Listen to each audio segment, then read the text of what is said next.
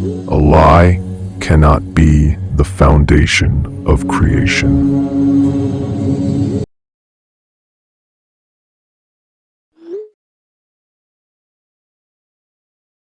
Dude, I just watched that video you sent. The universe crashed one? Mind blown. I told you it was wild, lol. It was intense, but I have questions, like a lot of questions. First off, Brahma gets canceled, no temples, just for telling one lie? That seems kinda harsh, doesn't it? He literally created the universe? Slow down, haha. You're asking 3 questions at once. But yeah, it seems harsh until you understand what he lied about. He lied about finding the top of that giant glitchy pillar thing.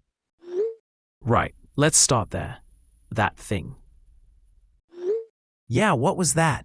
In the video, it looked like a system error. In the myth, it's called the Jyotirlinga. Jyoti means light. Linga means sign or mark. It wasn't just a laser beam. It was a column of fire that had no beginning and no end. So, infinite energy? Exactly. It represents the axis mundi, the cosmic axis that holds up reality. But more importantly, it represents Shiva's true form.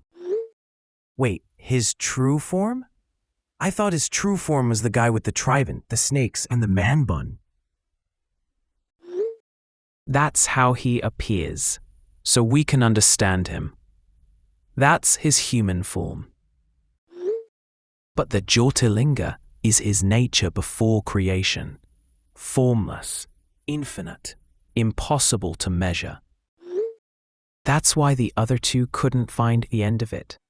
You can't measure something that is infinite. Okay, that makes sense. But what was up with the animals? Brahma turned into a swan, and Vishnu turned into a boar? Why those specific animals? Was it just random? Nothing in mythology is random, Sid. It's all code. The swan, Hamsa, flies high. It represents the intellect and the ego. Brahma represents the mind, passion. He thought he could use his intelligence to fly to the top of the truth. But you can't outsmart infinity. Exactly. The mind just keeps flying up and up until it gets tired. You can't think your way to the divine. Deep. Okay, what about Vishnu? Why a boar? That seems less majestic than a swan. It's earthy. The boar, Varaha, digs deep. It represents looking inward, towards the roots. Vishnu represents preservation and humility. He was humble enough to go down into the dirt to find the truth. And he failed too? He didn't fail in the same way. He realized the truth. He realized, I cannot find the bottom of this. This is bigger than me. That realization is success. It's called surrender. So Vishnu surrendered to the truth, and Brahma tried to fake it till he made it? LMAO. Fake it till you make it. That is actually the perfect way to describe Brahma here. But why lie? He's the creator. Why does he need to lie about seeing the top of a pillar? It's so petty. Think about what creation is. It's all about ego. I made this. This is mine. Brahma was afraid. If he admitted he couldn't find the top, he would have to admit he isn't the supreme power. And for the ego, not being the best feels like death. So he grabbed the flower, the Ketaki flower, to be his fake witness. Yep, The Ketaki flower represents false evidence.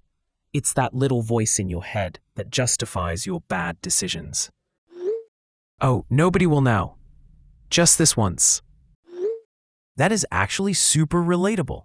We've all been there. But the punishment, no temples?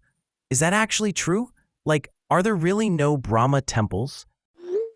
In India, there are hundreds of thousands of temples for Shiva and Vishnu. For Brahma, there are maybe 2 or 3. The only famous one is in Pushkar. Generally, he is not worshipped. That is wild. The guy who made us gets 0 credit? He gets credit. But you don't worship ego. You worship the truth, Shiva, or the sustainer, Vishnu. Okay, shifting gears. You said the pillar was fire, but when I see Shiva statues today, it's usually that smooth black stone shape, the lingam. Is that the same thing? Yes, the stone lingam you see in temples is a symbol of that original pillar of fire. But it's stone. It's not on fire. The original fiery pillar was too hot. It was scorching the universe. The radiation was unbearable. Global warming, literally. Haha, basically. So the worshippers pour water and milk over the lingam to cool it down.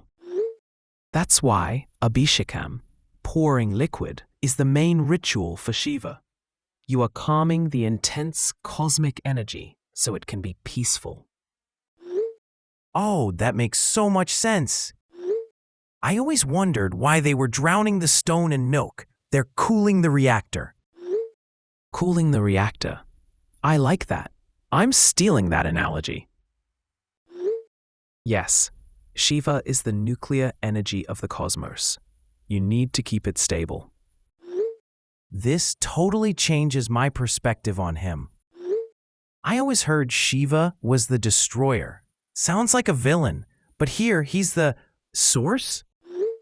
The destroyer label is a bad translation. Western scholars looked at the Trinity, generator, operator, destroyer, God, and stuck Shiva with destroyer. Yeah, it sounds scary. The Sanskrit concept is Mahakala, great time, or Maheshwara. He doesn't destroy things out of anger. He dissolves them back into the void so they can be created again. Think of the pillar again. Brahma came from Vishnu. But where did the pillar come from? Nowhere. It was just there.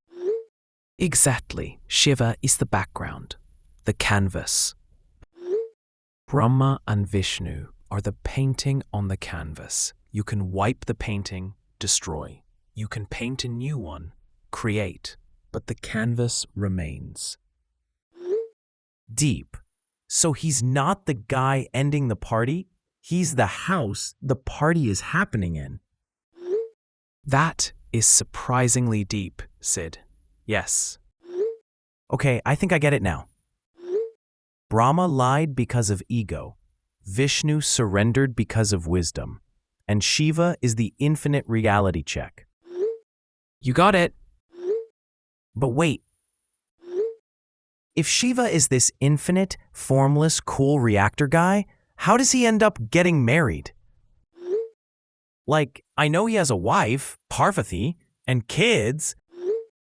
Ah, that is the irony of the universe. What do you mean? The universe had a problem. A demon that couldn't be killed. They needed the ascetic to become a householder. They needed the loner to become a lover. Let me guess. The goddess? Shakti, specifically, her human incarnation named Sati. Oh, I know that name. That story is tragic, right? It's the most heartbreaking story in mythology. It makes Romeo and Juliet look like a comedy.